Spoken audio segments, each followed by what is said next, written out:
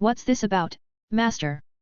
Hermes approached the secluded table where Roland, Bernier, and Hassim were seated. His tone carried confusion, and it was clear that something serious was about to be discussed. Hassim's expression was solemn, while Roland's half-mask revealed only one side of an otherwise expressionless face. "You're Mr. Hermes, right?" "Ah, yes, that's me." "And you, sir, are?" Even though the human blacksmith did not know who Roland was, he could tell the man held a high position. His enchanted gear was pristine, and the presence of knights watching from the sidelines made that even more apparent. Roland inclined his head slightly, careful not to seem too intimidating. "You may call me Wayland. I am a craftsman, much like yourself, though my work tends to differ in scope." Hermes blinked, clearly trying to place the name, and then it dawned on him. "Ah, Mr. Siegfried mentioned that name before. So you are that Sir Wayland?" Roland nodded. As Siegfried, he had spoken of the elusive runesmith living in Albrook who crafted the black armor he wore. While few recognized the name, the armor spoke for itself to any craftsman who saw it. Hermes immediately understood that he was speaking with a master of great skill, and the fact that he had arrived alongside Hassim made it clear that this was no ordinary visit. Hermes' gaze shifted from Roland to Hassim, then to Bernier, who tried and failed to look like he belonged there. Instead, he had his head buried in a pitcher while the other two handled the conversation. "What's going on here, Master Hassim?" The dwarf folded his arms, his expression heavier than before. Sit yourself down, Hermes. This'll take a wee bit o' time. 'Tis about the lass." That alone was enough to make Hermes tense. He pulled out a chair and sat, his back straight, hands resting on his knees as if bracing for bad news. "Millie? Has she done something? Was she rude too?" Millie's father immediately jumped to the wrong conclusion, which was not surprising. There was no reason for Roland to take an interest in his daughter. Even if her class was known, most master craftsmen would quickly see through her lack of skill. "Ah, nothin' like that, laddie. Now listen up.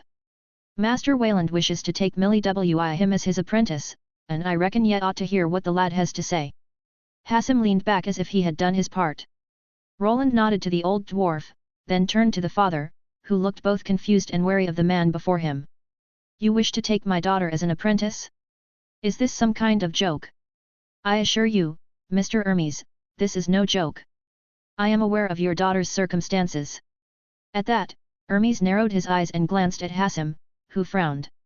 "Don't look at me like that, laddie. This weren't me idea at all." He saw right through her class, the crafty bugger. This human's the real deal if he can pierce a hidden status like that. It was clear the father would not trust Roland with his daughter so easily, and Roland did not expect him to. Still, he had not come to offer empty words. He intended to prove that he could help the girl thrive. To do that, he first needed her parents on his side, and he believed he knew how to do it. Roland let the silence linger just long enough for the weight of the moment to settle over the table before finally speaking. "I did not make this decision lightly. I believe I may have an answer to your daughter's condition. Before you decide anything, allow me to evaluate her. You want to test my daughter, but I don't think she will be able to. Do not worry. I understand her class and the mana issues she is likely facing. But what if I told you I could ease them? If I am correct, she could begin leveling normally from now on." Hermes fell silent. Roland could not tell what the man was thinking, but he could hardly blame him for his distrust. A stranger had appeared out of nowhere, asking to take his daughter away. Fortunately, Hassim was on his side and chose that moment to speak up. "What are ye doing, lad? Take the offer and see what he can do. If it comes to nothin', ye lose nothin'. But if he's right. And don't worry, I'm here. I won't let him try anything shady." Hermes' fingers curled slightly against his knees. His gaze shifted again, this time toward the counter where Millie was helping her mother, carefully carrying plates. There was hesitation there, and the unmistakable doubt of a concerned father. It was clear he had already tried many things and feared that more hope would only lead to disappointment. "You're asking a lot. I don't want to give the child false dreams, not again." Roland understood what the man meant. Millie was no longer very young, and her progress had long since stalled. She had likely come to terms with her situation. If his offer failed, it might awaken hopes only to crush them again, leaving her hurt and disheartened. "I understand your worries, but if you allow me, I believe I can help your daughter level up here and now. It shouldn't even take long. You will help Millie gain levels? Here and now. Roland nodded. He had already considered the problem and how to solve it. Millie needed a large amount of mana to scribe scrolls, but that required resources her family could not afford. While Hassan was an experienced craftsman, he lacked knowledge in areas such as lending mana and understanding mana wavelengths, both of which could help her. Roland, on the other hand, was far from an ordinary craftsman. He had studied rune magic and other disciplines to create things that had never existed in this world. Is it truly possible? What if you fail? Then we forget this conversation, and I leave. Hermes studied him for a long moment, searching his face for even the slightest hint of deception. Roland did not look away. He had learned long ago that hesitation invited doubt, and doubt could ruin an opportunity before it even began. And if you succeed?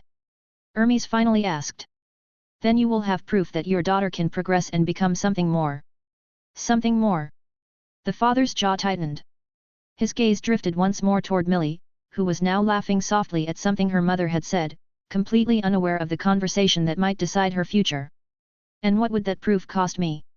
Hermes asked. Nothing. The answer came without hesitation. Roland already understood the concern behind the question. Mr. Hermes, I know what worries you. I am not looking for a slave, only an apprentice.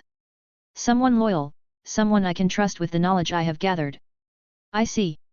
Hermes went quiet afterward, lost in thought. Roland was not sure if his words had reached him, and it was only natural for Millie's father to be cautious. Not long ago, he had nearly been killed, then captured, and only recently managed to return home. Sending his only daughter away with a stranger who made many promises was not an easy choice for any father. It meant placing trust in something unfamiliar. However, in this world shaped by the system, one truth remained. A person needed to gain levels and advance in order to live properly. Even if the hope was faint, Roland knew that a parent could not simply ignore such a chance. His daughter's future was at stake, and with Hassan's support, the possibility that this opportunity was genuine seemed high. You spoke about an evaluation. What did you mean? It's a simple matter. Why don't we step into a separate room, and I'll show you. It should not take long. It seemed that he had gotten through to him. After a moment, the father nodded and stood up, leaving to fetch Millie and inform his wife about the proposal. While they discussed it, Roland remained behind with Hassan, who offered a quiet warning.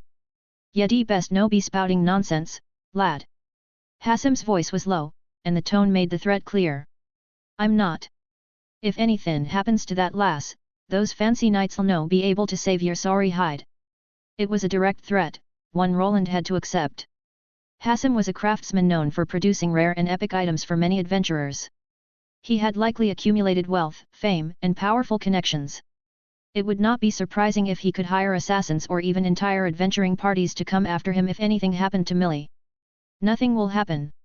You have my word. Because if you raise that lass's hopes and then crush him, I don't care what deal we signed. I'll personally come after yet. Roland let out a small laugh. I'll keep that in mind. It was clear that Millie was deeply cared for. Whether it was love or simple sympathy for someone unable to progress within the system, the concern was genuine. Satisfied with the response, Hassan merely grunted and leaned back. It took Hermes a few minutes to return. When he did, he gestured toward one of the staff doors. This way. His voice was quieter now, though the tension had not faded. If anything, it had settled into something steadier, like a man preparing himself for an outcome he was not sure he wanted to face. He clearly wished for his daughter to grow stronger, yet feared seeing her suffer again. Master Bernier, why don't you stay here? I will not be long. Master Wayland. Roland stood without hesitation. Hassan followed with a grunt, leaving Bernier behind to eat and drink. They passed through a lone door into the back rooms of the inn. It was Roland's first time seeing this area, and it appeared to be where Millie and her parents lived and slept. Papa? What is this about? Inside, Millie stood near a table with her hands clasped in front of her. Her mother lingered by the wall, holding an empty tray tightly against her chest. You two? Why is everyone looking so serious? Millie's gaze moved between them, confusion written plainly across her face. She had probably been told something, but not the full story. Hermes stepped forward first. This man, Master Wayland, wishes to evaluate you. Evaluate me? Her brows drew together as the confusion deepened. He had hoped her parents would explain everything, but it seemed this was a sensitive subject for the family. Perhaps they had already tried too many things and did not want to raise her hopes again. Still, with him pressing the matter, they could not refuse now. It is nothing complicated. I only want to confirm a theory. As he spoke, he activated a spatial rune embedded in his armor. A brief flash of light followed. Hassim raised an eyebrow, but when he saw nothing dangerous, he remained silent to ease the parents' nerves. This is scroll paper and magical ink. Exactly. Millie, I would like you to make a scroll for me. A scroll? But I... Realization dawned on her, and she turned to her parents. They both nodded. It's all right. Do as the sir asks. Hermes spoke calmly, and Hassim gave a small nod of reassurance. Roland, however, was not finished. He continued retrieving items from his spatial rune. Soon, a pale bracelet made from Tier 2 alloys appeared in his hand. To everyone's surprise, it began to shift. Oh, more runes are appearing. Millie pointed at the bracelet. Its surface, once bare in places, now filled with runic patterns that rearranged themselves, ready to be configured at a moment's notice. Hassim watched from the side, scratching his beard. Your mana reserves must be running deep. Is that why you're so bloody confident? Something like that. But hand it over and let me check first. Hassim demanded to see the bracelet first, and after checking the runes, he gave it back with a nod. It looks fine. Roland nodded at the dwarf, who seemed surprised that he had managed to transform the runes without a smithing hammer. Runesmithing could be forced through in this way, but it required far more mana than using the proper tool. Even so, it did not take long for the enchantment to be completed. Once it was done, he handed the bracelet to Millie. Put this on. It's attuned to you now and should offset your low mana reserves so you can scribe a magic scroll normally. Go on, try it. It will. Millie took the bracelet and held it carefully, as if it were a precious treasure. She hesitated, turning it over in her hands. The pale metal glimmered faintly, the runes pulsing softly as if alive. She glanced at her father, whose gaze rested on her with a mix of skepticism and hope. Then, slowly, she slid the bracelet onto her wrist. A faint warmth spread across her skin. Her chest rose as if she could suddenly breathe more easily, and her hands tingled with a subtle energy she had never felt before. Even so, doubt still lingered. Now try to scribe something. Anything is fine. Maybe a spell you practiced before but couldn't complete. Roland spoke calmly, his voice steady. He could tell that she was nervous, but also eager. He was not sure how long she had been working with her monocalligrapher class, but he assumed she would start with something simple. Right. At last, she picked up the quill and began a process Roland knew well. It mirrored what he had once done when he first gained his runic mana scribe class. The magical ink had to be infused with mana, and the skill needed to take hold as the scribe wrote across the special paper. She looks fine. Is it actually working? Lisa, Millie's mother, was the first to notice. Millie's father stepped forward, nodding slowly. Normally, this would have been the moment when Millie showed signs of mana depletion, but none appeared. Her quill moved swiftly across the scroll, as if guided by instinct, as if she had forgotten that mana had ever been a problem. Roland watched quietly from behind, studying her penmanship. The spell she was forming ignited old memories. It was a simple mana or blight spell. To his surprise, her writing was clean and confident, far more even than his own had been when he first started as a scribe. It was clear she had practiced extensively. Within minutes, she finished, the bracelet carrying the burden of the mana with ease. I did it. It seems so. Good work. Roland nodded as he stepped toward the scroll she had just created. Millie looked confused, glancing between the bracelet and the completed scroll in her hands. Not bad. The spell is one of the simplest, but producing it at the highest quality is still commendable. You must have been practicing a lot, or is it just talent? It was clear that this young girl had talent, but something else burned within her as well. The moment she realized she could scribe without feeling dizzy, her eyes began to glisten. See, can I try more? You wish to do more? Roland tilted his head. For a moment, her parents feared she had been rude, but instead of reprimanding her, he pulled out several empty scrolls and placed them on the table. Be my guest. Scribe as much as you want. Are there any spells you were unable to produce in the past? As long as I am here with you, the bracelet will support you fully. Millie's hands trembled slightly as she picked up another scroll. She glanced at her parents, who stood frozen between disbelief and cautious hope. Then, as if a dam had broken, she began scribbling again. The quill moved fluidly across the paper, the magical ink glowing faintly with each stroke. Her usual hesitation was gone, replaced with sheer confidence. I will be damned, lad, ya were not bluffin'. Even Hassan could not help glancing at the scrolls and judging their rarity. Though her level was low, she did not fall behind other mana scribes. If anything, she seemed ahead of them. After completing 2 more scrolls, Millie finally stopped, prompting her father to speak. Is something wrong? And no. I just leveled up. Hermes exhaled slowly, and Lisa covered her mouth with trembling fingers. It all seemed too easy to them, yet it was true. Their daughter had leveled up, and it seemed this was not the end. Just 1 level? Why not continue? I am sure you can gain 1 or 2 more before the night is over. Why yes, thank you, sir. Millie answered, gripping the quill firmly as she continued with a strange look of eagerness on her face. A lone ray of light shone through the red dragon in window. In the distance, loud cries from lesser dragons echoed, as they always did at the break of dawn. Inside the inn, several people were already awake, or more accurately, they had never gone to sleep at all. Millie, did she fall asleep? The mother's concerned voice broke the silence, but no one answered. She moved toward her daughter, who had spent the entire night scribbling magical scrolls. Lisa slowed her steps as she approached the table, as though even the faint sound of her movement might disturb the fragile scene before her.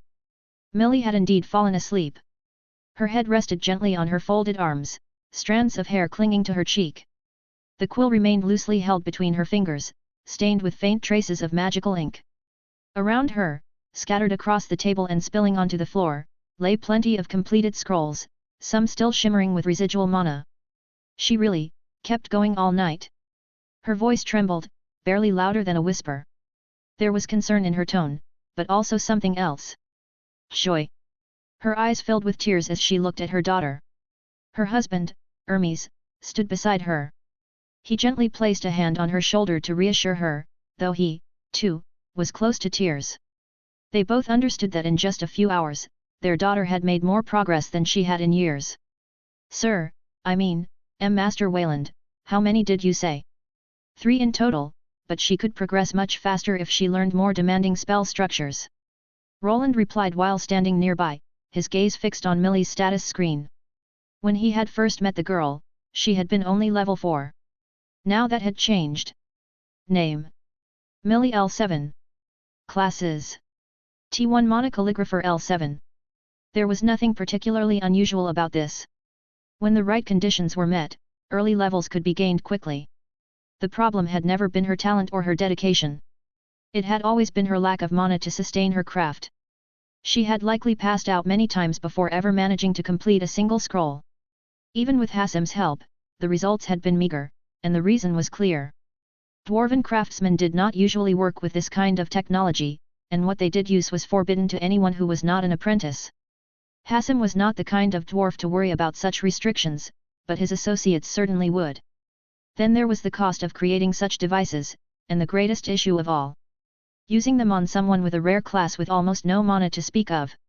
From what Roland could tell, the dwarven devices had been crafted to inject mana directly into the user.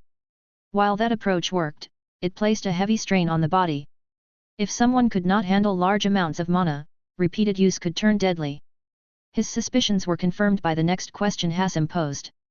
Will the lass be fine? I don't mean to complain, laddie, but we've tried something like this afore, and it didn't end well. I assume she collapsed after a few attempts and developed a fever. Hassam nodded. Your wee trinket there seems different this time. The lass didn't look bothered by it at all, and I didn't spot any o' them nasty side effects neither. How in the blazin' forges did ya manage that? A trade secret? Roland replied with a faint smile. It was no surprise that the dwarf had been unable to modify the devices to suit Millie. Every specialist had strengths and weaknesses, and this particular field favored rune mages. If Hassam had someone he trusted in that discipline, Millie's problem might have been resolved much sooner. However, the dwarf clearly had his reasons for keeping his distance from them. I figured as much. Rune mage types always keep your secrets clutched close to your chests. Humph. Hassim snorted, though there was no real irritation in his tone. If anything, there was a hint of approval in his eyes. Roland did not deny it. There was little point. Knowledge, especially in a world governed by the system, was often more valuable than gold. Giving it away freely would only invite trouble, and he had no intention of explaining anything without receiving something in return. She will be fine. To shift the conversation, he glanced at Millie again. Her mother had placed a blanket over her and was now gathering the scattered scrolls from the ground. The bracelet does not force mana into her body. It resonates with her natural flow and supplements it only when necessary. There is no overflow and no strain on her body, but... Roland let the sentence hang, prompting Hassim to respond quickly. But, as you can see, she still requires an external source of mana. He pointed to the bracelet. When activated, the runes had glowed with life. Now they were dim, on the verge of fading. It was clear to Hassim that its stored mana had been depleted. It also made the underlying issue obvious. Millie would continue to rely on an external source to replenish her mana. Making basic mana scrolls is simple enough, but once she reaches higher levels and tier 2, the need for additional support will only increase. Roland finished calmly, his gaze lingering on the dim bracelet. Hassim scratched his beard again, more thoughtfully this time. So the problem isn't gone at all. Yevi just shifted it somewhere else. In a way, yes. Roland did not deny it. There was no reason to paint a false picture now, not after proving what Millie could achieve. She can now progress, but she will require a steady supply of mana. Either through items or external support, something I can provide. Will. I'll be frank yet, lad. I'm no sure I can trust yet. I don't expect you to. I understand your position. Roland did not take offense, as he knew what Hassim was alluding to. In this world, nothing came for free. The old dwarf was clearly worried about his motives. Taking in an apprentice who required so many mana-related resources sounded more like a burden than an opportunity, especially when that apprentice came from a modest background and had little to offer in return, at least at first glance. You think I have ulterior motives, don't you? What do ye truly want the lass for? He had expected this. If he were in their place, it would all seem too good to be true. He had arrived out of nowhere and was helping them for no apparent reason. Millie had an interesting class, but there was no guarantee that once her levels increased, she could repay the favor. What do I want her for? Truthfully, you could call it the curiosity of a craftsman. Curiosity? He nodded, as he did not have any grand reason for doing this. He was curious about the path she might take. There was also a trace of sympathy, as he had struggled with his own class in the beginning and had only managed to fix it through years of hardship. Now he was thriving, and he wondered if he could help Millie do the same. Curiosity? You want me to trust you with my daughter because you're curious. This time, it was Hermes who spoke up. He had been listening to the exchange between Hassim and Roland, but in the end, the decision rested with the parents. There were many stories of strange, crazed magicians taking children away, never to be seen again. Some used others for terrible experiments, and to them, that possibility could not be ignored. It's fine if you don't trust me. I never expected you to. But I assure you, I have no intention of harming your daughter, and this is not some kind of charity. Hermes was not wrong to assume that Roland had his own motives. He was not acting out of pure altruism. If you want to know, then let me explain. Roland stepped closer to the father and stopped in front of him. The man nodded, and Roland began to reveal the real reason behind his interest. Your daughter has a unique class, something I have never seen before.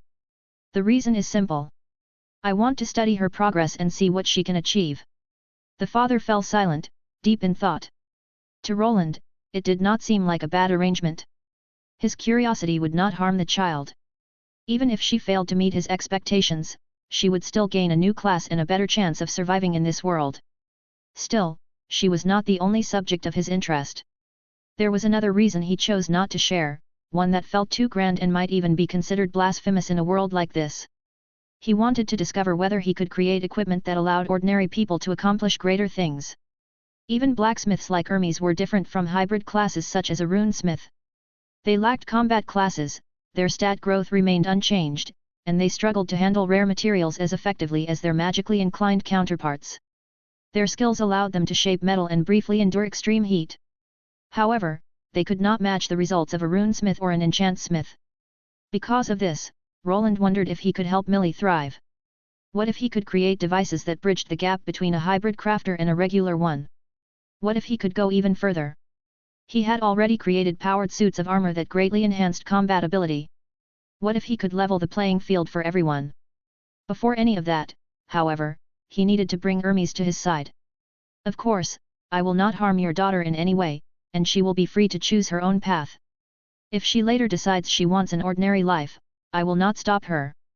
This sounds too good to be true. What should I do? Hermes looked toward Lisa, who had just finished gathering the scrolls and stacking them neatly. She met his gaze with concern. It was clear she did not know what the right path forward was either. I just want our daughter to be happy, but I don't know. I think I'll die from worry if we just send her off. The mother was clearly concerned about her daughter's safety, but it seemed the parents were misunderstanding something. Send her off? I think you've got it wrong. You won't be sending her off. You'll be coming with her. We will be coming with her. Hermes repeated the words, confused by what Roland had just said. It seemed the parents thought he would simply take their daughter to Albrook, and they would never see her again, but that was far from the truth. Perhaps we should move somewhere else, and I'll explain everything to you. Who I really am and what I can offer. Roland looked at the sleeping Millie and then back at her parents, who had misunderstood his intentions. They both nodded, and so did Hassim. Soon, Roland, Hermes, and Hassim moved to another room while Lisa returned to the inn to deal with some angry adventurers. Once inside, Roland began laying out the truth of his identity. He did not hide the fact that he worked for Arthur and was part of the Valyrian noble house. He also did not hide that he oversaw an entire city as its second in command. Why you want us to open an inn in Albrook, was it? Indeed. Wouldn't it be better if your whole family moved? It won't be a problem. The city is constantly expanding. We could use more innkeepers and craftsmen. A few smithies are looking for help, and if you prefer, you could even open your own shop. My own shop? Roland nodded as Hermes panicked in front of Hassim. The old dwarf did not seem particularly impressed, though he appeared to be slowly believing some of what Roland was saying. A whole city under your watch, eh? Bah! 'Tis still nothin' compared to being a master craftsman in this here dungeon, laddie. Sure. For some reason, after Roland explained his position in detail and backed it up with the paperwork he had brought, Hassim grew a bit competitive. Either way, from Roland's perspective, there was no reason for the family to refuse. Moving away from the dungeon would be the best thing for them. They could finally live a normal life, free from lesser dragons and the strange adventurers who had even tried to kill them. Then, what will it be? You and your family will move to Albrook. Millie will continue her training, and you will all live together. The city is safe, the work is plentiful, and the opportunities for her growth are almost limitless. Hermes rubbed his forehead, clearly overwhelmed by the magnitude of the proposal. I suppose it makes sense. She will be safer, and she will finally be able to craft without collapsing from exhaustion. But this is not something I can decide for her. I understand. Roland nodded. These parents seemed to care only about their daughter's happiness. They did not care whether she spent her life inside an inn or made a living crafting magical scrolls and other inventions. If she declined his offer, even if they believed it was the wrong choice, they likely would not push her too hard. Why don't we ask her, then? They had been discussing things for about an hour. During the last part of the conversation, Millie had woken up and moved closer to the door to listen. With the help of the mage hand spell, Roland pulled the door open, causing Millie to stumble inside, as she had been leaning against it for several minutes. Ooh! Millie tumbled forward with a small yelp, barely managing to catch herself before hitting the floor. Her cheeks flushed red as 3 pairs of eyes turned toward her. I wasn't listening. She babbled out quickly, and Hassim let out a rough chuckle, crossing his arms. And I'm the bloody king o' dragons. Hermes sighed, though there was no real anger in it, only second-hand embarrassment. How much did you hear? Millie hesitated. That hesitation was answer enough. Roland, however, did not seem bothered. If anything, it saved him time. Then you already know what is being discussed. She slowly pushed herself up, brushing imaginary dust from her clothes. Her fingers tightened slightly at her sides as she avoided looking directly at anyone. You want me to leave? To go to Albrook? Not just you. Your family as well. I know this is sudden, and it might be better if you spoke with your parents before you make a decision. Before Roland could finish, Millie rushed forward and grabbed his arm. Please let me come with you. To his surprise, the child did not hesitate at all. Her grip tightened around his armored sleeve, her fingers trembling not from fear this time but from something far stronger, hope and perhaps excitement. I want to learn. I want to keep going. Her voice cracked slightly, yet she did not let go. I don't want to stop anymore. I don't want to have any more regrets. The room fell silent. Hermes stared at his daughter, caught between pride and worry. Lisa, who had quietly returned and now stood by the doorway, pressed a hand against her lips once more. I know that look. I haven't seen it in a while. Hermes smiled as he noticed a faint sparkle in Millie's eyes. She looked genuinely excited, whether at the prospect of leveling or the chance to experience something new. As he looked at his family, he realized they would accept the proposal. Roland glanced down at the small hand clutching his sleeve, then back at the girl. There was no hesitation in her eyes now.